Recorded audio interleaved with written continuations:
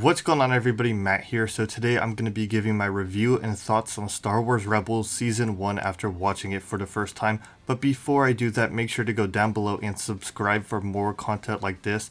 But let's not waste any time and let's jump into this review.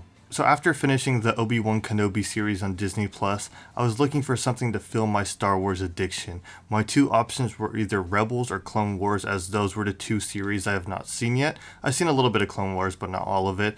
And I decided to go with Rebels because of when it takes place within the Star Wars timeline. And after finishing Obi-Wan, I thought it would be good to fill in more of that story that takes place within those 19 years between episodes 3 and 4. So I started watching it, and it was quite enjoyable from the start. We immediately get introduced to Ezra, a slightly arrogant, cocky, witty teen living on what the streets provide him. He runs into the Ghost Squad, and the series really begins from there. We immediately get a great sense of the characters and their personalities. Every character in the squad is enjoyable and brings good energy to the scenes they are in. And Chopper is easily a top 3 droid for me. I love him, he's just great.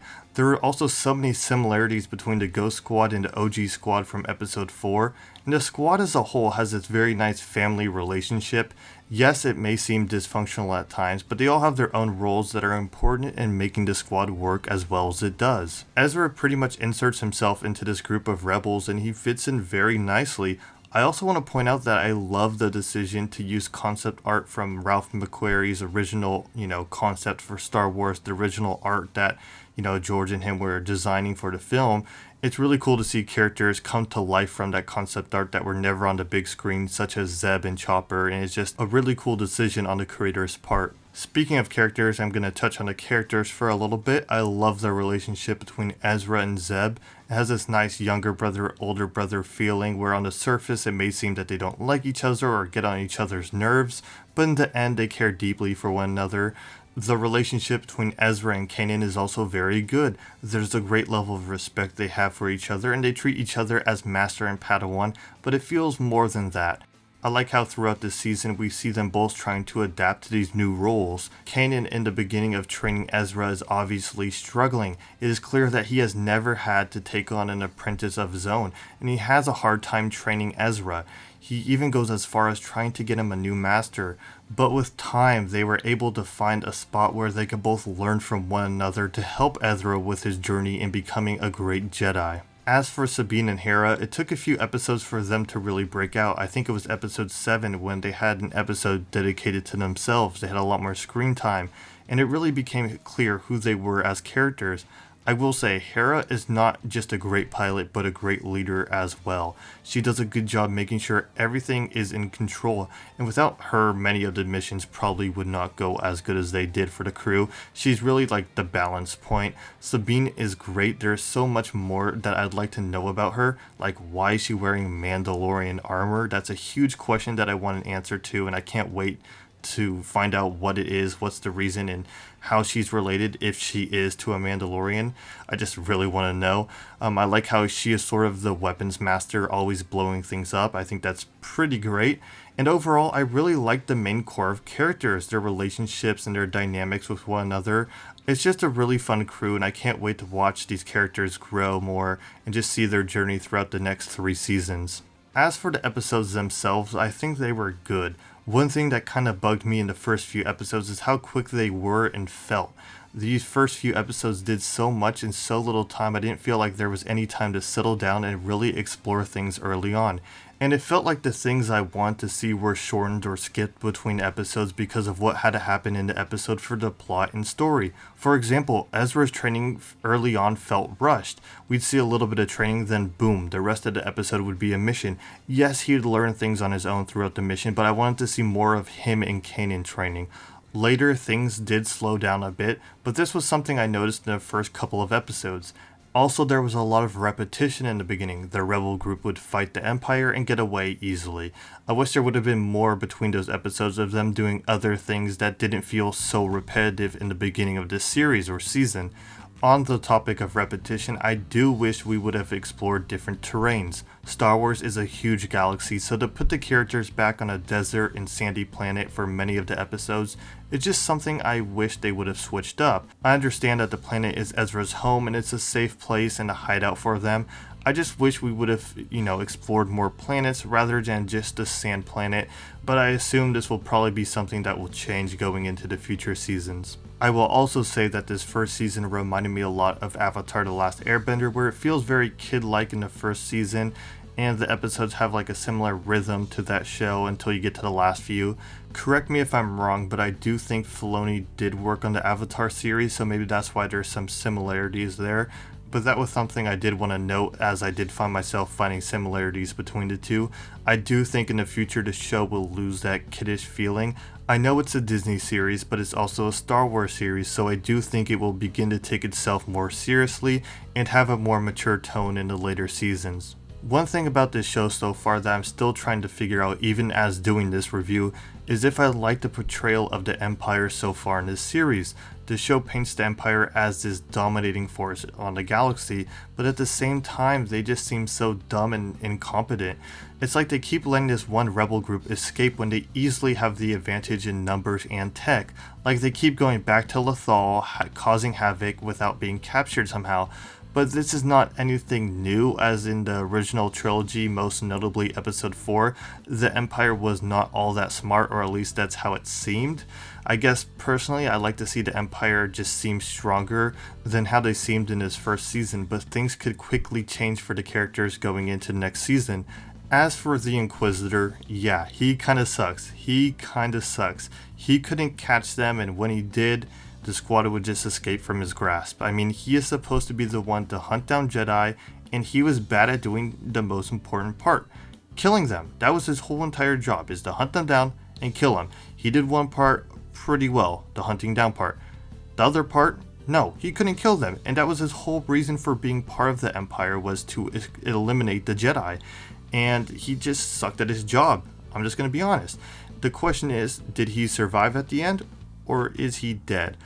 A part of me thinks that, knowing Star Wars, he survived somehow, but there's also doubt in my mind because he did fall into an explosion. So who knows, maybe we'll see him again, maybe not. But yeah, I just thought he sucked at his job. I do want to give the series credit for doing a good job so far of blending the prequels and the original trilogy. There are so many callbacks to both trilogies, and it does a good job showing us things we are familiar with within the Star Wars universe from both trilogies to help make that jump in transition from the more polished style of the prequels to the grittiness of the original trilogy. There were also a good amount of new additions this series brought to the world of Star Wars that I liked. One that stands out is the Inquisitor.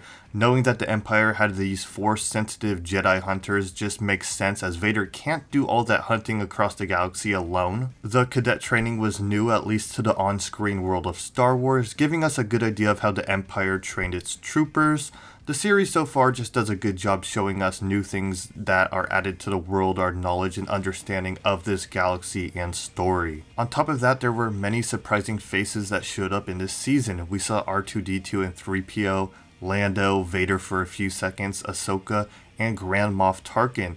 Seeing these characters returned helped make this series feel connected to the other pieces of Star Wars media where maybe it wouldn't have if these characters did not show up. The two that stood out to me from the returning characters were Ahsoka and Tarkin.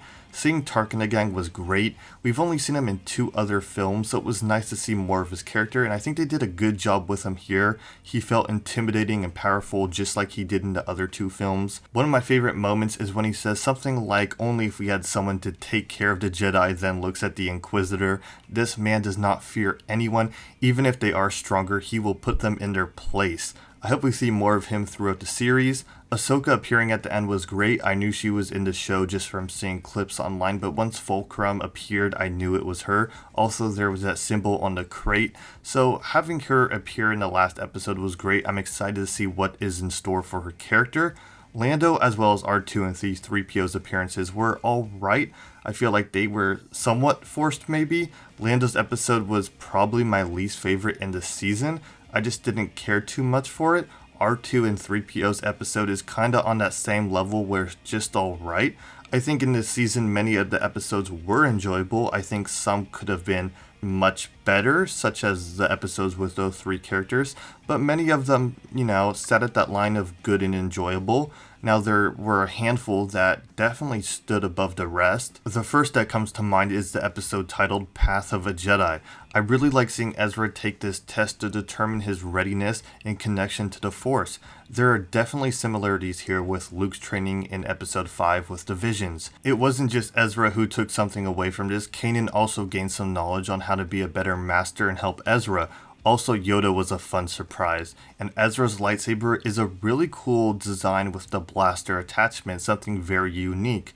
I think they just did a really great job with that episode, and it stands out as one of my favorites. Another episode that stood out was the Cadet episode. I think exploring the human side of those who are part of the Empire is great, and seeing those kids in training and why they are joining the Empire made for an interesting episode. The last few episodes in this season also stood above the rest for me. In these episodes, the stakes were raised and the conflict and battles were just more intense, which I liked. It was great seeing the crew go and rescue Kanan. The lightsaber fight with the Inquisitor was pretty entertaining. Then the final few minutes of this episode set up some great things. We learned that the Ghost Squad is part of this bigger whole in the fight against the Empire. Ahsoka reveals herself, and Vader is now taking things into his own hands as the Empire seeks to destroy the rebels. The final few episodes were great and really had me excited for what's to come going into season 2. I think I pretty much covered everything I wanted to. So far, I'm really enjoying Rebels, and I can't wait to continue watching this series to see, the Jedi Ezra becomes, to see the Rebels continue to take on the Empire, and to find out what else this show has to offer. If I had to give this first season a rating, I would rate it at a 7.17.2. It's enjoyable, it's fun, and most importantly, it feels like Star Wars, which sometimes the Disney stuff does not feel like.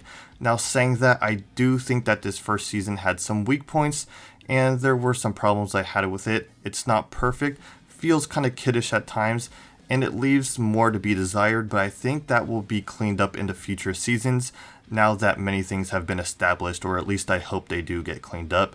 But yeah, that's my review on Star Wars Rebels Season 1, a fun show that I cannot wait to watch more of.